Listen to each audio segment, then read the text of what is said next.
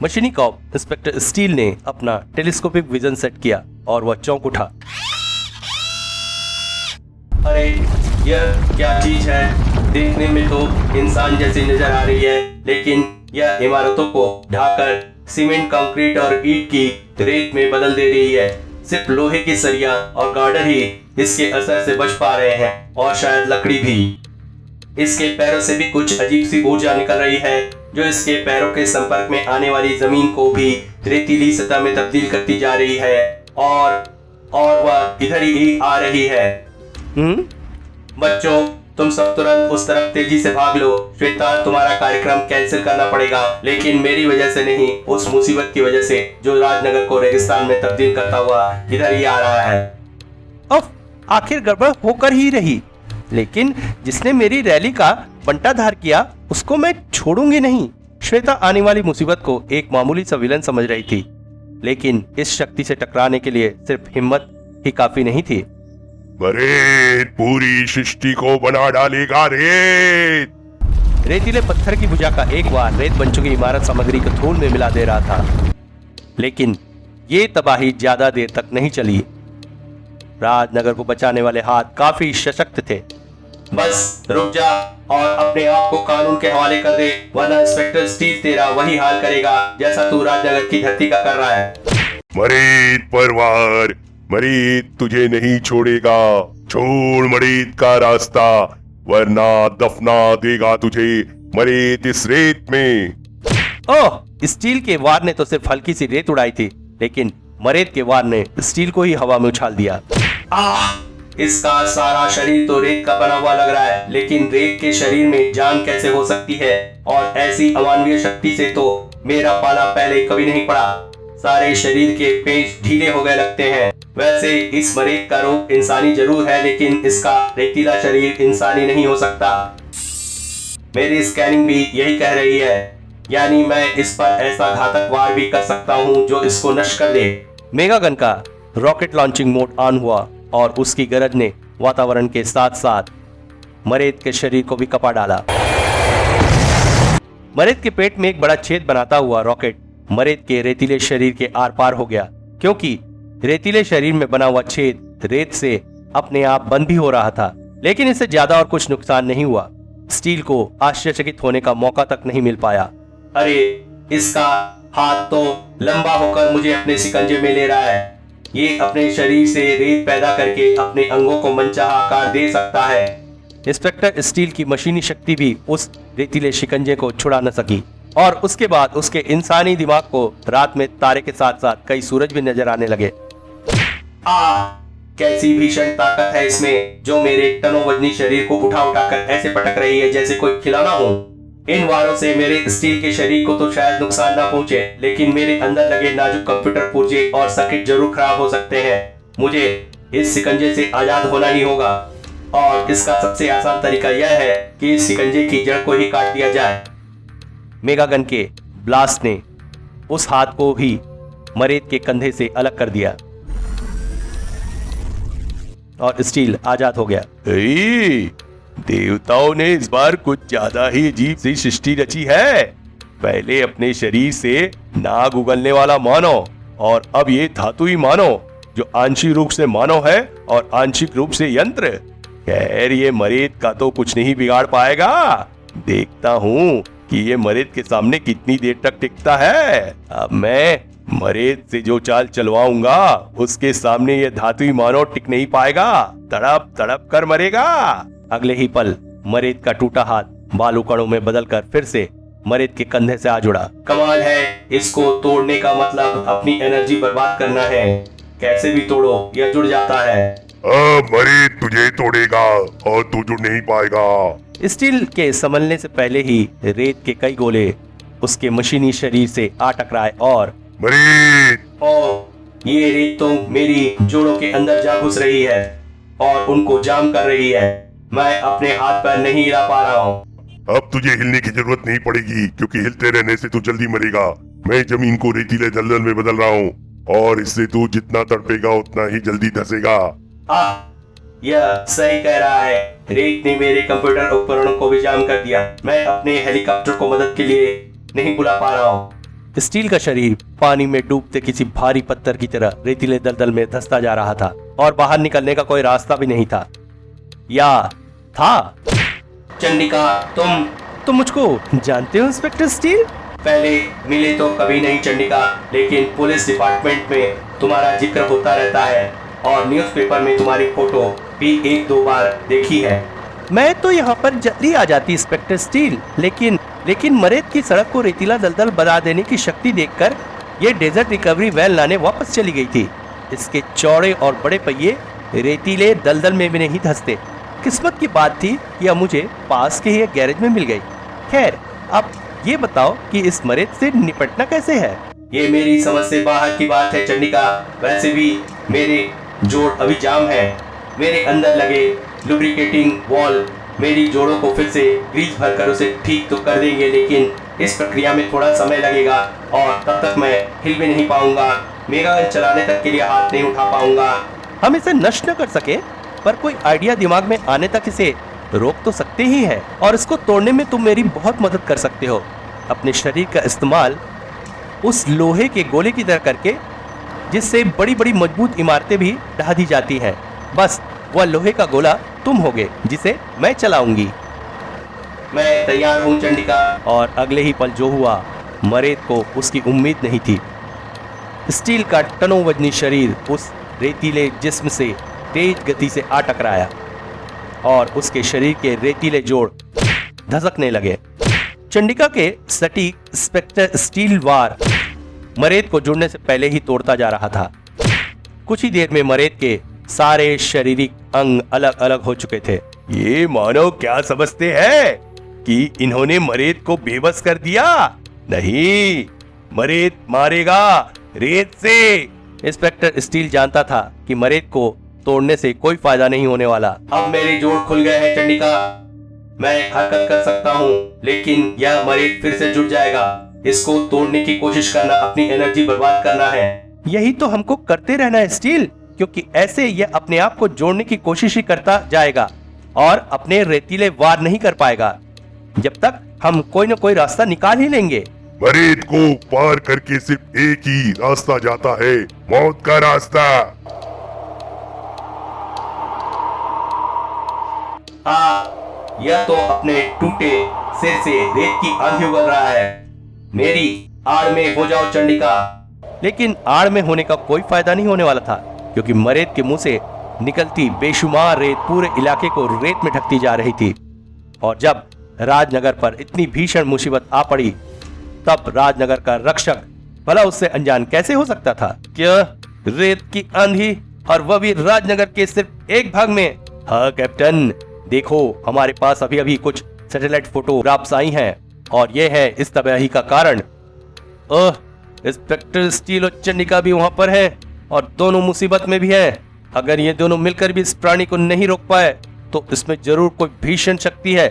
मुझे कुछ तैयारी करके जाना होगा। करीम, कैसी तैयारी कैप्टन? रेत के इस तूफान को भला कैसे रोका जा सकता है? तूफान राजनगर को कोई नुकसान नहीं पहुंचा रहा है करीम। नुकसान हवा में उड़ते रेत कणों से पहुंच रहा है। ये जमीन पर मोटी रेतीली सतह बिछाने के साथ साथ हवा में मिलकर लोगों के फेफड़ों में भी पहुंच सकते हैं और उनका दम घोट सकते हैं। हवा में उड़ती रेत को रोकना होगा और मेरे दिमाग में इस रेत को हवा से अलग करने का एक बहुत अच्छा आइडिया आ रहा है। ध्रुव का आइडियल अमल में आने से पहले ही शायद स्टील और चंडिका की लगातार ऊपर उठती रेतीली सतह में कब्र बन जानी थी। ये रेत तो लगातार ऊपर उठती जा रही है। इस रफ्तार से तो कुछ ही मिनटों में हमारे सिर से ऊपर होगी। ओफ थू, बोला भी नहीं जा रहा, रेत मुंह के अंदर घुस रही है। और इस बार तो मुझे बचाने वाली डेजर्ट रिकवरी वैन खुद भी रेत में दफन हो चुकी है। यह तरीका ज्यादा अच्छा है। ऐसे तो यह पूरी सृष्टि ही रेत के नीचे दफन होकर अपने आप ही नष्ट हो जाएगी। मैं बेकार एक एक भवन तोड़ने की मेहनत करता रहा। राजनगर का वह भाग सचमुच विनाश के कगार तक पहुंच चुका था। लेकिन तभी तारों भरे साफ आसमान से मूसलाधार बारिश शुरू हो गई। अरे अरे, यह जल कहां से आता जा रहा है? ये बूंदे वायु से भरे रेत कणों को समेटकर जमीन में मिलाती जा रही हैं। हवा में रेत कण न उड़ पा रहे हैं और न रुक पा रहे हैं। यह क्या हो रहा है चंडिका? एकाएक साफ आसमान से ये बिना बादल बरसात कैसे होने लगी? और बरसात भी इतनी मूसलाधार है कि जमीन पर पड़ी रेत की मोटी परत तक बहती जा रही है। ये है तो एक करिश्मा इंस्पेक्टर स्टील, और ऐसे करिश्मे तो सिर्फ एक ही शख्स अंजाम दे सकता है, सुपर कमांडो ध्रुव। यस, मेरा ख्याल एकदम सही है। पर ये मूसलाधार बारिश तुम लाए कैसे ध्रुव?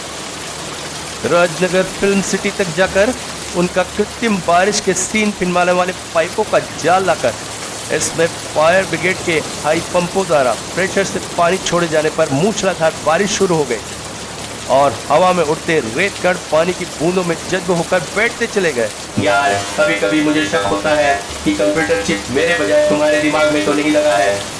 अब इतनी सारी रेत राजनगर के इस क्षेत्र का सीवरेज सिस्टम कुछ समय के लिए जाम जरूर कर देगी, लेकिन रेत में दबकर मरने से तो बेहतर है कि 2-3 दिन के लिए सीवर की समस्या को झेल लिया जाए। मरेत मारेगा रेत से। मरेत की योजना में रुकावट डालने वाला जिंदा नहीं बचेगा, नहीं बचेगा। मरेत की रेतीली पूंछ लंबी होती चली गई और स्टार कॉप्टर को एक जोरदार झटका लगा। ध्रुव अपना संतुलन खोकर स्टार कॉप्टर से अलग जा गिरा और उसी पल रेतीली पूंछ के दूसरे वार ने उसको हवा में और ऊपर तक उछाल दिया। बड़ा जोरदार वार था। मेरा सिर घूम रहा है, पर मुझे अपने होश संभालने होंगे, वरना इतनी ऊंचाई से पाइपों या जमीन से टकराने पर मेरा शरीर भी रेत जितने छोटे छोटे टुकड़ों में बट जाएगा। स्टार लाइन को पाइप सिस्टम में फंसाने की कोशिश करता हूँ।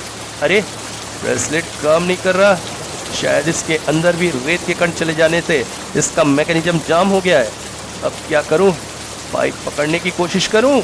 ओह, इसकी दुम फिर से मुझे टक्कर मारने के लिए मेरी तरफ आ रही है, और इस बार अगर मुझे फिर से टक्कर लग गई तो शायद मैं अपने होश खो बैठूं।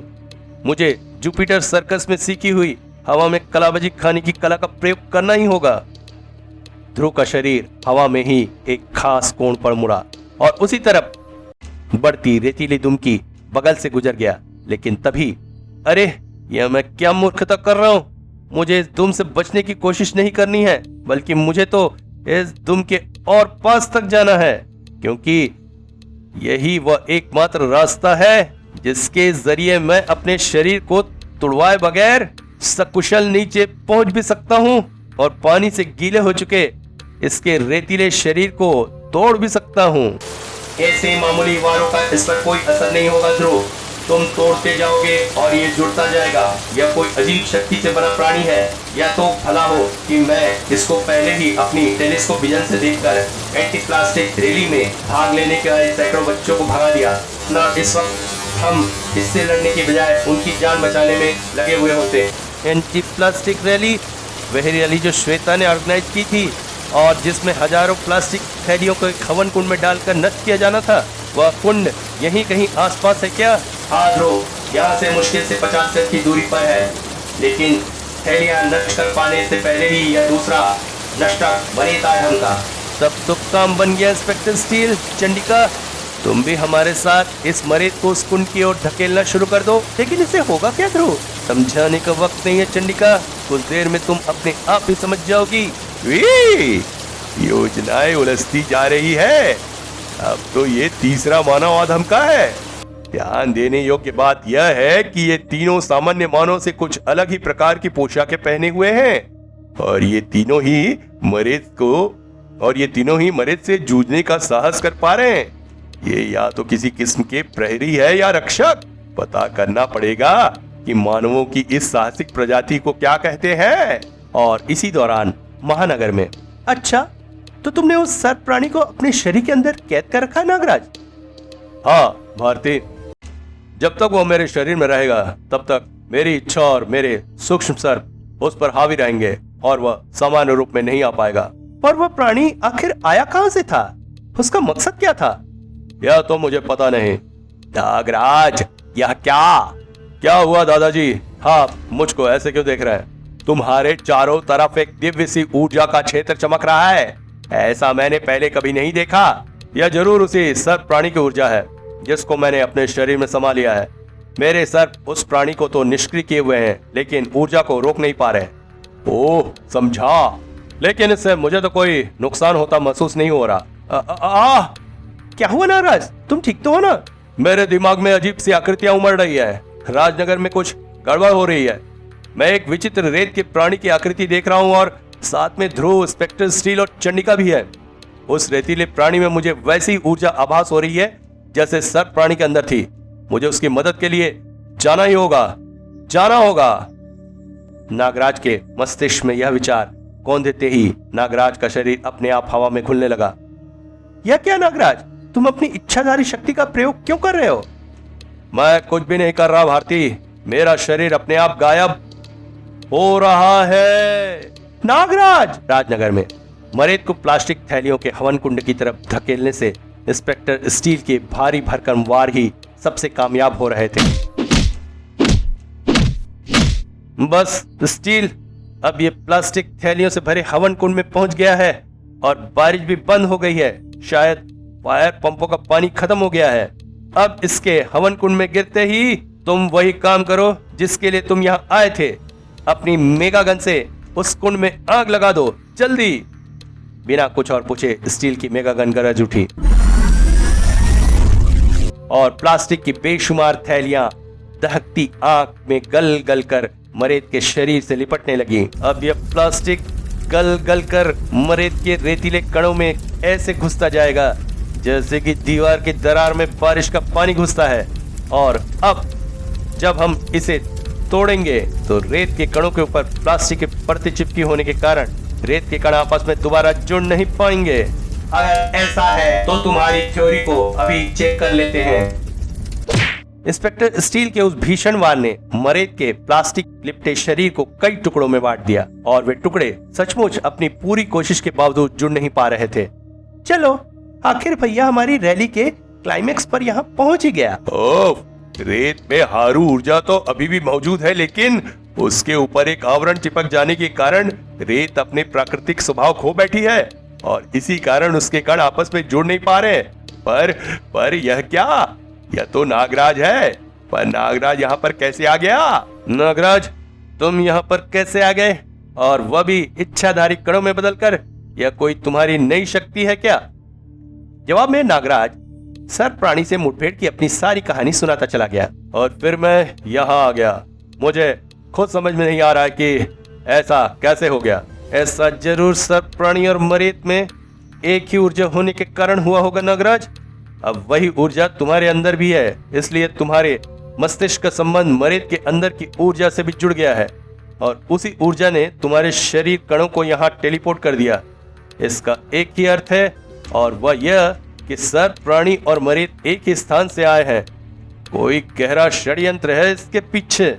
अगर यह षड्यंत्र है तो इसकी बुनियाद रखने वाला कौन है? कोई मामूली विलन तो ऐसे खतरनाक प्राणी बना नहीं।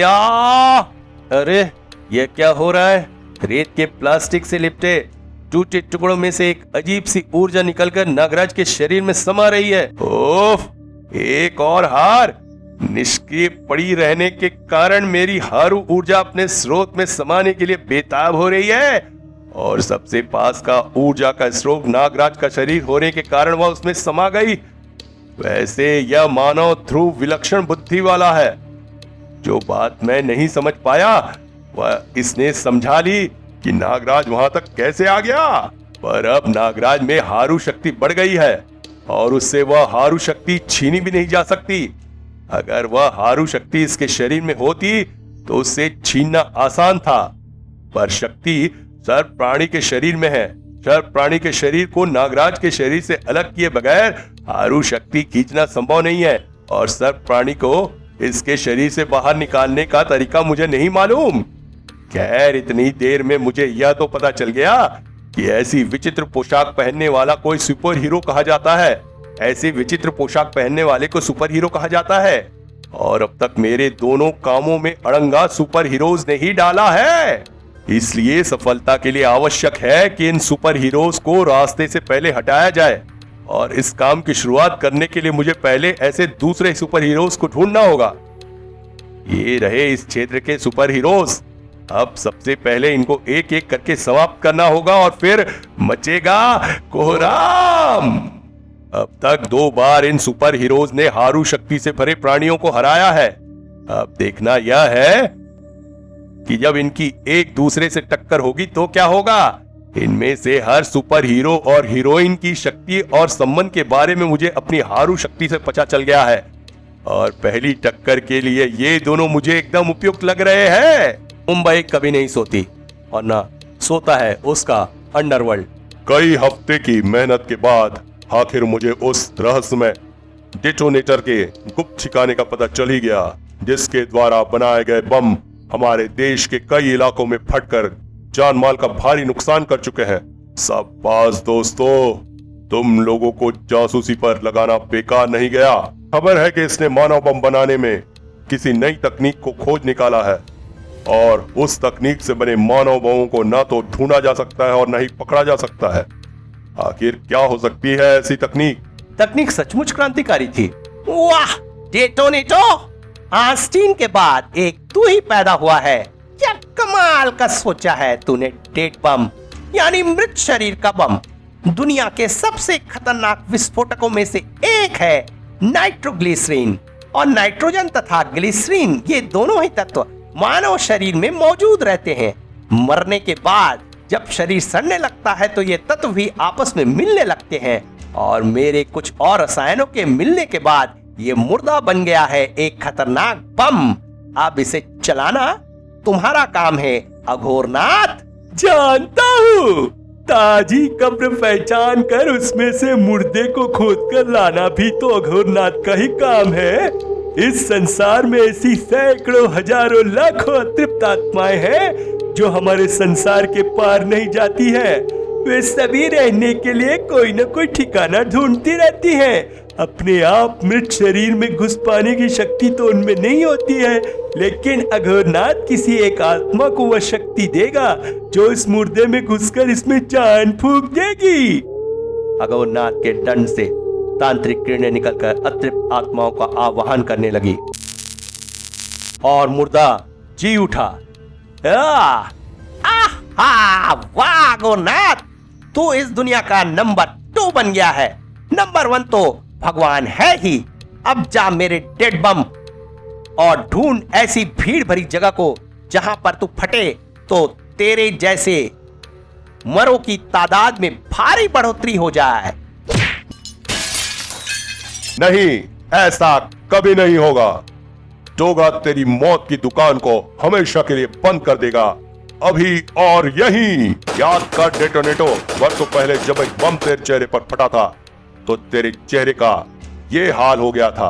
अब जब जोगा का क्रोध का बम तुझ पर फटेगा तो तेरा क्या हाल होगा? अघोरनाथ रोको इसे, वरना कल को कोई हमारे शरीर का डेड बम बना रहा होगा। वैसे तो मृत विस्फोटक यानी डेड बम इसको आराम से रोक सकता है, पर इसको तुमने पहले ही यहाँ से जाने का आदेश दे दिया है, इसलिए लड़ाई हम ही को लड़नी होगी।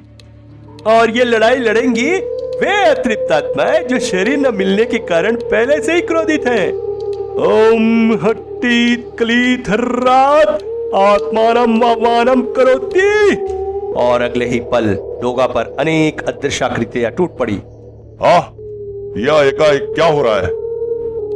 मुझे अपने ऊपर दबाव सा पड़ता महसूस हो रहा है, जैसे मुझे कोई दबा रहा है। मेरा शरीर, मेरे हाथ पैर मेरी इच्छा के अनुरूप काम नहीं कर पा रहे हैं।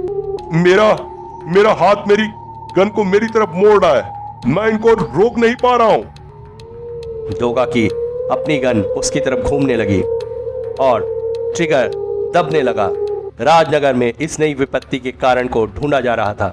तुम्हारा कहना सही हो सकता है ध्रुव, यह एक सोचा समझा षड्यंत्र है, लेकिन इस अजीब ऊर्जा से इन जीवों को पैदा करने वाला कौन हो सकता है और इस विनाश के पीछे क्या मकसद है? इन सवालों के जवाब तो वही दे सकता है जिसने इन प्राणियों को पैदा किया है, और उसका पता सिर्फ तुम लगा सकते हो नागराज। मैं पता कैसे लगा सकता हूँ? जिसने भी इन प्राणियों की रचना की है उसके अंदर भी वही ऊर्जा भरी है जो इन प्राणियों के अंदर थी, और वही ऊर्जा अब तुम्हारे अंदर भी है। अगर तुम महानगर से उस ऊर्जा का आभास पाकर राजनगर तक आ सकते हो तो इसी ऊर्जा के आभास के जरिए उस तक भी पहुंच सकते हो जो इन प्राणियों को पैदा कर रहा है। तुम सही कह रहे हो ध्रुव, मैं कोशिश करता हूँ। नागराज ने ध्यान लगाया और दूर रेगिस्तान में मौजूद हारू चौंक उठा। अरे यह क्या, कोई हारू शक्ति मुझे ढूंढने की चेष्टा कर रही है। यह शक्ति अवश्य उस मानव नागराज की होगी। ओफ, सारे वार उठते पड़ते हैं। अब सुपर हीरोज मुझे ढूंढने के लिए यहाँ पर अवश्य आएंगे और मेरे पास संपूर्ण जानकारी न होने के कारण मैं अभी उनसे सीधा टकराव नहीं चाहता। अब मैं यहाँ पर रुक नहीं सकता, कोई नया स्थान ढूंढना होगा। वैसे भी यहाँ पर रुकने का कोई फायदा भी नहीं है। हारू के रूप में घिरा फोटोग्राफर रमेश का शरीर ऊर्जा में बदलकर गायब हो गया और ध्यान लगाए नागराज को एक झटका लगा। अरे अभी अभी तो मेरी किसी ऊर्जा धारक से संपर्क हुआ था, पर संपर्क होते ही संपर्क टूट गया। कहां पर नागराज, वह शक्ति कहां पर थी? राजनगर और महारागर के बीच के रेगिस्तान में। हम रेगिस्तान का चप्पा चप्पा छाल मारेंगे। चलो मेरे साथ नागराज। डोगा को नो डोगा बनाने के लिए ट्रिगर को सिर्फ आधी दूरी और तय करनी थी। ऑफ, मुझ पर कोई अमानवीय दबाव पड़ रहा है। खगोनाथ ब्लफ नहीं मार रहा था। इतना असहनीय अदृश्य दबाव आत्मा का ही हो सकता है, और इनसे मैं कैसे जीतूंगा? जितनी ताकत लगाकर मैं नाल को अपनी तरफ से दूर कर रहा हूं, दोगुनी ताकत से नाल को मेरी तरफ खींच दे रहे हैं। एक ही रास्ता है, मैं ताकत लगाना बंद करके अपने शरीर को एकदम ढीला छोड़ दूं, और मेरे ऐसा करते ही एक झटके से बंदूक उसी तरफ घूम जाएगी जिस तरफ आत्माओं का दबाव पड़ रहा है। आहा! अब मैं इसी के गन की गोलियां इसी के सीने में उतार दूंगा अघोरनाथ। फिर हम इसका भी डेड बम बनाएंगे।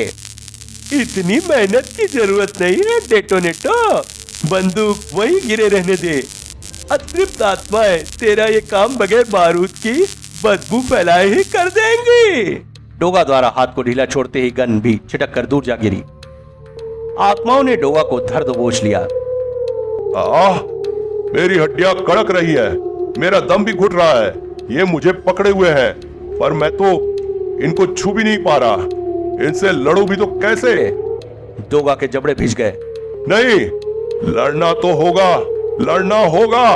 मैं इनकी जमात में शामिल नहीं होऊंगा। इनको खत्म करने का एक रास्ता मुझे सूझ गया, और उसके लिए मुझे अपने गन तक पहुंचना होगा। लायन जी में पसीने का दम देकर मिली मांसपेशियां फड़क कर पत्थर जैसी कड़ी हो गई। 1 इंच की दूरी भी पार करना 1 मील की दौड़ लगाने के समान था।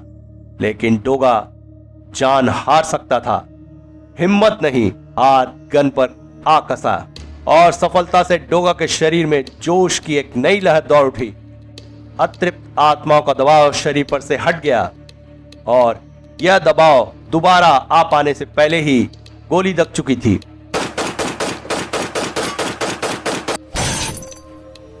दंड पट्टी की खोपड़ी के परखच्चे उड़ गए, और आत्मा के गायब होने के साथ ही अघोरनाथ की आत्मा भी उनमें शामिल हुई। डोगा डेटोनेटो की तरफ मुड़ा, लेकिन अरे, डेटोनेटो मौके का फायदा उठाकर भाग चुका है, लेकिन अब वह मुझसे नहीं बचेगा। मैं उसको देर सवेर ढूंढ ही लूंगा। फिलहाल तो मेरा पहला काम डेड बम को फटने से रोकना है, और उसको ढूंढना कोई मुश्किल काम नहीं होना चाहिए, क्योंकि बाहर पहरे पर तैनात मेरी कुत्ता फौज ने उसको जाते हुए जरूर देखा होगा, और वे उसकी महक सूंघते हुए मुझे वहां तक ले जाएंगे जहां पर वह डेड बम अपना आतंक फैलाए हुए है। यह सुपर हीरो दूसरों से कुछ अलग है। पहले तो मुझको लगा था कि मुझे इसे खत्म करने के लिए हारू शक्ति की आवश्यकता नहीं पड़ेगी, वे आत्माएं ही इसको समाप्त कर देंगी, लेकिन नहीं, ऐसा नहीं हुआ। यानी अब हारू शक्ति का प्रयोग का समय आ गया है। यह अभी एक मृत शरीर से उलझने जा रहा है, और एक मृत शरीर को अगर कोई बचा सकता है तो दूसरा मृत शरीर। वातावरण में फैली हुई हारू ऊर्जा एक लंबा सफर पल भर में पार करके रूपनगर के उस कब्रिस्तान में जा पहुंची जहां पर दफन था एक जिंदा मुर्दा, एंथोनी गोंजाल्वेस। और एंथोनी की कब्र पर पुकार लगाने का मतलब था एंथोनी की आत्मा को मुर्दे के शरीर में प्रविष्ट करके जिंदा करना। आज ये क्या हो रहा है? मेरे कानों तक किसी मजलूम की चीख पहुंचने के बजाय एक रहस्यमय ऊर्जा घेरा मुझे जगा रहा है, और यह घेरा मुझे आवाज दिला रहा है कि एक जान खतरे में है, एक मुर्दे की जान। और वो भी रूपनगर में नहीं बल्कि मुंबई में। यह ऊंचा घेरा मुझे वही ले जा रहा है। मुंबई में रात के समय भीड़ भाड़ वाली जगह चुनिंदा ही रहती है, जैसे रेलवे स्टेशन, एयरपोर्ट, बस अड्डे और नाइट बार या डिस्कोथेक। जवां दिनों के नाचते हैं ताल पर थिरकते पैर और मदहोश कर देते हैं। लेकिन आज यह मदहोशी का आलम बेहोशी के आलम में बदलने जा रहा था। आज की रात कत्ल की रात थी। ये रैन बसेरा नहीं है, भीख मांगना हो तो कहीं और जाकर मांग। रंग बिरंगी रोशनियों में चमकता हुआ चेहरा थिरकते कदम को जड़ कर देने के लिए पर्याप्त था। What is that? डर कर भागने का एक रास्ता उस भयावह आकृति ने रोक लिया था, लेकिन कुछ ही पलों में सबका डर दूर हो गया, क्योंकि वह शख्स भी उसी हंगामे में शामिल हो गया। हम बेकार ही डर रहे थे। इसने ऐसा मेकअप किया हुआ है। What a dancer! Boys, ये तो प्रभु देवताओं की भी छुट्टी कर सकता है। लेकिन इसके मुंह, नाक और कान से धुआं क्यों निकल रहा है? This man is a freak यार। डिस्को में ऐसे ही बनकर आने में तो मजा है। लेकिन तभी यस, वह यहीं पर है। कुत्ते मुझे ठीक जगह पर ले आए। हट जाओ, भागो, डिस्को खाली कर दो। यह इंसान नहीं, एक बम है, मोटा बम। ओह, डिस्को की तेज आवाज के कारण मुझे कोई सुन नहीं रहा है। इस 5000 वॉट के म्यूजिक से भी तेज आवाज पैदा करनी पड़ेगी। बंदूक दागते ही डिस्को में भगदड़ मच गई। हर कोई सबसे पहले दरवाजे तक पहुंचना चाहता था। जैसे बांध खोलते ही पानी तेजी से बाहर निकलता है, वैसे ही दरवाजा खुलते ही सारे डांसर डिस्को के बाहर जा निकले। अब डिस्को में सिर्फ शिकार रह गया था और शिकारी। पर यह कहना मुश्किल था कि कौन शिकार है और कौन शिकारी। तूने जिंदों को यहाँ से बाहर निकालकर सिर्फ कुछ ही इंसानों को मरने से बचाया है, क्योंकि यह डिस्को खाली होने के बावजूद भी यह इलाका अभी भी भीड़ से भरा हुआ है। और जब इस शरीर का बम फटेगा तो यह इतनी शक्तिशाली होगा कि यह पूरा इलाका तबाह हो जाएगा। मैं तुझे फटने से पहले ही उसी जहन्नुम में पहुंचा दूंगा जहां से तू आया है। डोगा ने गन की पूरी मैगजीन मुर्दे पर खाली कर दी। हा, तू मुझे मार नहीं सकता। मैं तो पहले से ही मरा हुआ हूं ना? लेकिन मैं तुझको अपनी जमात में जरूर शामिल कर सकता हूँ, मुर्दे की जमात में। इतना शक्तिशाली वार, यह सच कह रहा है। मैं ना तो इसे मार सकता हूँ और ना ही फटने से रोक सकता हूँ, लेकिन एक काम जरूर कर सकता हूँ। मैं इस एक डेड बम को कई सारे डेड बमों में काट सकता हूँ, और जब वे डेड बम अलग अलग जगहों पर फटेंगे तो शायद ज्यादा तबाही ना मचा पाए, क्योंकि तब इनकी तबाही फैलाने की शक्ति कई भागों में बच जाएगी। डोगा के हाथ में से उसका शिकारी चाकू चमक उठा, लेकिन उसका इस्तेमाल कर पाना आसान नहीं था। जब तक इसके हाथ रहेंगे तब तक मेरा काम मुश्किल बना रहेगा, इसलिए सबसे पहले इसके बाजुओं को इसके धड़ से जुदा करना पड़ेगा। डोगा के शक्तिशाली बाजुओं की शक्ति चाकू में स्थानांतरित हुई और चाकू प्रक्षेपित मिसाइल की सी गति से एक बाजू को काटता हुआ पार निकल गया। और डेड बम की प्रतिक्रिया कर पाने से पहले ही डोगा के हाथ फिर से चाकू तक पहुंच चुके थे, और फिर डेड बम एक एक करके कई टुकड़ों में विभक्त होने लगा। और साथ ही बजी डोगा की सीटी के जवाब में डोगा की कुत्ता फौज डेड बम के टुकड़ों को उठा कर अलग अलग ले जाकर ऐसे स्थानों पर पहुंचाने लगी जहां पर फटने से तबाही तो जरूर मचती, मगर जान माल का नुकसान नहीं होता। देख, तेरा डेड बम बगैर कोई इंसानी जान लिए फट चुका है। अब सिर्फ सिर बचा है, और इसको इसके अंजाम तक मैं खुद पहुंचाऊंगा। वह हेड बम फटने में तो शायद अभी कुछ पल बचा था, लेकिन शायद उससे भी बड़ा एक बम अभी फटना बाकी था। कौन? मुझे तो तू इतनी जल्दी भूलना नहीं होगा डोगा। हम एक बार पहले भी टकरा चुके हैं, लेकिन उस बार हम दोस्तों की तरह जुदा हुए थे। पर जो इंसान मुर्दों तक पर अपनी वहशियत आजमाने लगे, वो मुर्दा एंथोनी का दोस्त कभी नहीं हो सकता, और एंथोनी अपने दुश्मनों को कभी नहीं छोड़ता। एंथोनी, तुम मुझे गलत समझ रहे हो। इस मुर्दे के अंदर दुरात्मा थी जो इस शरीर के जरिए विनाश फैलाना चाहती थी, और उसका प्रत्यक्ष प्रमाण ही सिर। कुछ पल और इंतजार कर लोगे तो इसको फटते देखकर तुमको सच्चाई का खुद ब खुद अंदाज हो जाएगा। अगर ऐसा है तो कुछ पलों का इंतजार करने में कोई बुराई नहीं है। अभी दूध का दूध और पानी का पानी हुआ जाता है। इस दूध पानी के चक्कर में रहोगे तो खून खराबा कैसे करोगे? तेरी डोर अब मुझे अपने हाथों में लेनी पड़ेगी एंथोनी। और अगले ही पल वह हुआ जिसका एंथोनी ने कभी सपने में भी आशा नहीं की थी। वही ऊर्जा जो मेरे शरीर को यहाँ लेकर आई है, अब मेरी आत्मा को मेरे शरीर से निकालकर खुद उसमें घुस रही है और इस अंतिम रूप में मैं अपनी शक्ति का प्रयोग भी नहीं कर सकता। एंथोनी, तुमको क्या हो रहा है? मुझे क्या हो रहा है यह सोचना छोड़ दोगा, और यह सोच तेरा क्या हाल होने वाला है। यह क्या पागलपन है एंथोनी? मैंने कहा ना कि उस मुर्दा खोपड़ी के फटने का इंतजार कर लो। इंतजार तो मौत तेरा कर रही है डोगा, और मौत तथा तेरे बीच पुल बनेगा एंथोनी। मौत मेरे जरिए ही तुझ तक पहुंचेगी। एंथोनी बहुत शक्तिशाली है, इसके चंगुल से छूट पाना वैसे ही मुश्किल है, और इस थकी हालत में तो मेरे लिए यह काम असंभव है। इसलिए मुझे न चाहते हुए भी इसकी कमजोरी का इस्तेमाल करना पड़ेगा।